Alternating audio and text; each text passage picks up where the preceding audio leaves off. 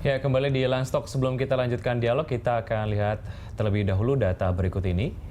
Jumlah kendaraan di Jakarta yang terus bertambah, mobil pada tahun 2012 berjumlah 10,8 juta. Dan pada tahun 2013 menjadi 11,9 juta unit. Sementara motor dari 2,7 juta di tahun 2012 meningkat menjadi 3 juta di tahun 2013. Sedangkan panjang jalan dalam beberapa tahun terakhir tidak bertambah secara signifikan. Jumlah kendaraan baru di Jakarta 500 hingga 600 unit per hari dan kendaraan yang lalu lalang di Jakarta sebanyak 7 juta unit per hari. Ya, kemudian kita akan lihat ini adalah jumlah kendaraan-kendaraan yang juga memang ada di Jakarta dari data tahun 2010 hingga tahun 2013 yang memang cukup banyak dibandingkan dengan kendaraan-kendaraan lain adalah taksi nih ya, tahun 2013 ada di 27.239. Sementara untuk angkutan massal seperti bus besar, kemudian bus Transjakarta dan bus sedang ada di kisaran 500 hingga 1.500 unit sampai dengan tahun 2013. Oke. Ya, Mas Izul, kalau kita lihat dari data yang tadi kita sudah saksikan bersama bahwa memang jumlah kendaraan yang masuk ke Jakarta terus bertambah dari tahun ke tahun gitu ya, setiap harinya juga seperti itu.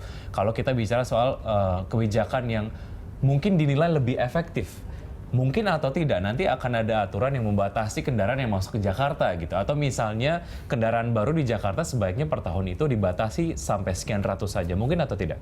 Oke, ada dua prinsip dalam pembatasan dalam mengurangi kemacetan ya. Yang pertama adalah pembatasan pemilikan, yang kedua adalah pembatasan penggunaan kendaraan. Pembatasan pemilikan sebenarnya sudah diupayakan dengan adanya pajak progresif bagi pemilik kendaraan kedua, ketiga, dan seterusnya. Tapi sayangnya itu belum secara signifikan mampu meredam minat masyarakat untuk membeli kendaraan baru. Biasanya seperti itu. Karena apa? Karena seringkali beli kendaraan pakai KTP istrinya atau KTP adiknya gitu. Ini yang akal-akalan seperti itu ternyata kan tidak tidak berpengaruh langsung terhadap regulasi pajak progresif tadi, sehingga orang yang punya duit ya tentu saja dengan gampang akan beli kendaraan gitu. Apalagi sekarang masih ada peluang untuk dalam katakanlah bermain dengan administrasi masalah KTP gitu. Nembak KTP masih ya, meskipun katanya sudah cukup ditekan, tetapi masih ada juga yang melakukan itu, sehingga tentu saja dengan gampang memalsukan identitas kendaraan itu. Mau nggak mau pembatasan pemilikan itu sangat sulit. Meskipun di Perda DKI sendiri, Perda nomor 5 2014, kita pernah terlibat saat itu menyusun sebuah regulasi, misalkan bahwa orang yang mau beli kendaraan harus membuktikan bahwa dia memiliki garasi, misalkan seperti itu. Itu di regulasi sudah dibuat di Perda, tetapi sayangnya kan implementasinya yang belum jalan. Bagaimana membuktikan? Faktanya sekarang banyak orang yang punya kendaraan tetapi tidak punya garasi, hingga parkirnya di pinggir jalan gitu. Itu pasti akan berkontribusi besar terhadap kemacetan gitu. Mas Izul, kalau kita bicara soal pemerintah tentu saja terus berbenah diri lah ya untuk bisa mengatasi kemacetan di Jakarta, walaupun memang secara dampak belum terasa signifikan. Bicara soal armada-armada transportasi massal setiap tahun terus dilakukan penambahan, namun dampaknya belum terlalu berasa. Menurut analisa dari MTI seperti apa sih? Apa yang menyebabkan ini kayaknya nggak terlalu berasa efeknya gitu? Iya, angkutan massal yang dimiliki DKI saat ini yang paling ikonik, paling populer tentu saja Transjakarta ya, Transjakarta Busway. Tapi sayangnya memang sistem tersebut belum berjalan optimal. Kita lihat bahwa pertama jumlah busnya masih terbatas, masih banyak masalah yang menghadapi bus-bus yang jalan sendiri, kualitasnya juga bisa dibilang masih dipertanyakan, belum seperti yang kita harapkan gitu. Beberapa bus buatan misalkan produksi tahun 2006, 2007 masih beroperasi, meskipun itu mestinya sudah harus dikandangkan dan diganti dengan yang baru. Terus kemudian juga yang paling signifikan adalah lajur yang dia punya juga belum steril ya, belum eksklusif. Padahal di undang-undang sendiri disebutkan bahwa ada kewajiban penyediaan lajur khusus bus untuk angkutan massal. Karena apa? Dengan adanya lajur khusus, konsep bus priority itu bisa berjalan. tanpa konsep bus priority, mustahil orang akan tertarik pindah ke bus demi untuk mendapatkan waktu tempuh yang lebih pendek.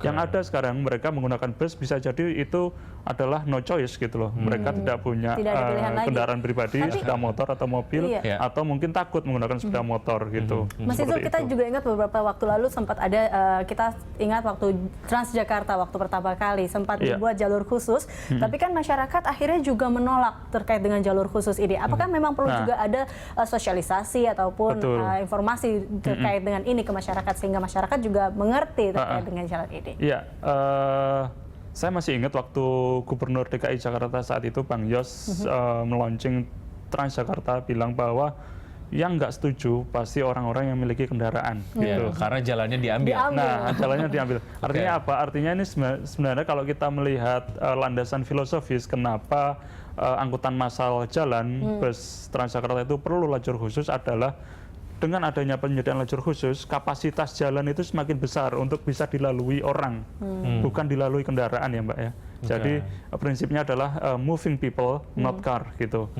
Dengan khususnya di kawasan perkotaan yang padat huni seperti Jakarta ini, lahan itu kan sangat terbatas, termasuk diantaranya jalan raya. Mau nggak mau harus digunakan atau diprioritaskan untuk kendaraan yang bisa mengangkut lebih banyak orang.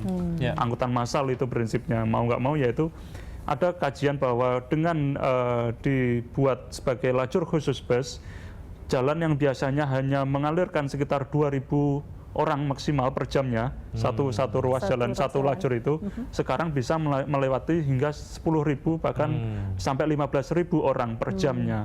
Artinya apa? Ada peningkatan efektivitas dari ruas jalan yang ada di jalan raya. Memang itu sayangnya efektivitas itu belum mencapai titik optimum karena itu tadi kendala busnya sendiri. Busnya jumlahnya belum maksimal gitu. Terutama di beberapa simpang busnya juga masih harus terjebak kemacetan karena masih bercampur dengan traffic yang lain gitu. Kalau kita melihat di beberapa negara contoh yang sudah memiliki konsep BRT full seperti di Guangzhou, China itu, di sana bus bisa katakanlah lewat dalam kurun waktu hanya 6 detik gitu. Setiap 6 detik itu bus datang. Dan mobilitasnya cukup lancar di sana. Karena apa? Karena tidak terganggu dengan kendaraan pribadi gitu.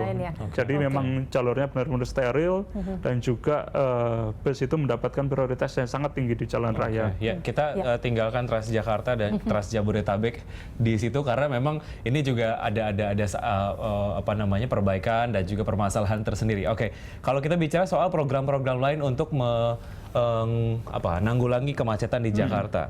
Kita lihat efektivitasnya menurut MTI ya, ada 3-in-1, kemudian juga ada pelarangan sepeda motor, kemudian juga ada jalan layang non-tol Kasablanka Tanah Abang. Ini Anda tampak tersenyum ketika saya menyebutkan jalan layang non-tol Kasablanka Tanah Abang. Itu sama sekali bukan solusi untuk mengatasi kemacetan ya, bikin jalan layang baru di Jakarta itu bukan solusi kemacetan. Karena di depan gedung Berita Satu saja sudah ada akan mau dibangun jalan layang non-tol juga nih. Di mana? Di depan Gatot Subroto. Ini kira-kira berarti Anda mengatakan bahwa jalan layang ini tidak efektif dong? Jalan layang itu hanya istilahnya janji sementara. Janji sementara. Karena apa? Karena gini, mau nggak mau prinsipnya adalah mengatasi kemacetan adalah memprioritaskan angkutan massal. Kalau punya duit, mending menginvestasikan bikin jalan angkutan massal seperti MRT bawah tanah, artinya pure, dia tidak terganggu dan tidak mengganggu lalu lintas yang ada, sehingga benar-benar bisa dedicated lane. Dia bisa dinaiki penumpang secara massal cukup banyak, sekali angkut katakanlah bisa sampai 1.000 orang. Artinya per jam kalau dia bisa lewat 5 menit sekali berarti bisa 12.000 katakanlah sampai sekian. Bahkan di tempat lain angkutan massal berbasis rel kereta api itu bisa sampai sekitar 50.000 penumpang per hari, per jam, bukan per hari, per jam. Itulah solusi ultimate dari penyelesaian kemacetan gitu.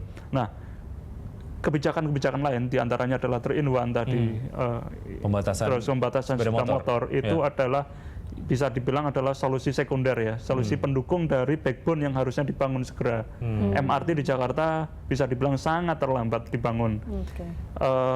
Awal mula diskusi untuk membangun MRT di Jakarta sudah dirintis sejak tahun 80-an. Saat itu Kementerian Perhubungan, ada Pak Giri Suseno almarhum saat itu berdiskusi langsung dan sudah diminta proposalnya saat itu oleh Presiden Soeharto saat itu. Tetapi sayangnya yaitu tadi terlalu banyak diskusi, apalagi Indonesia mengalami krisis moneter di era 90-an sehingga MRT baru bisa dibangun belum lama ini, dan itu sekarang belum selesai dibangun. Itu ya memang saat ini bisa dibilang nggak ada satu solusi yang bisa dibilang efektif. Mau nggak mau semuanya harus bahu membahu, dan memang di lain sisi tentu saja harus ada keberanian dari Pemprov DKI untuk membatasi penambahan kendaraan Mas Izul, tersebut. Electronic Road Pricing sendiri, ERP, kemarin kan ini sempat heboh sekali gitu ya. Efektivitasnya menurut Anda seperti apa? ERP akan baru efektif kalau MRT sudah jadi. Artinya kalau sampai saat ini MRT-nya masih under construction, mustahil ERP bisa diimplementasikan. Jadi jangan berharap ERP bisa dilaksanakan dalam waktu dekat. Barangkali bagi orang yang masih suka pakai kendaraan pribadi itu kabar baik sebenarnya. Tidak perlu bayar lagi, tetapi itu sebenarnya semakin banyak orang menggunakan kendaraan pribadi, tentu saja semakin macet Jakarta ini dan semakin besar kerugian ekonomi yang harus ditanggung kita semua. Baik. Mas Izul, kita jeda dulu, kita akan kembali pemirsa, Lunch Talk kembali sesaat lagi.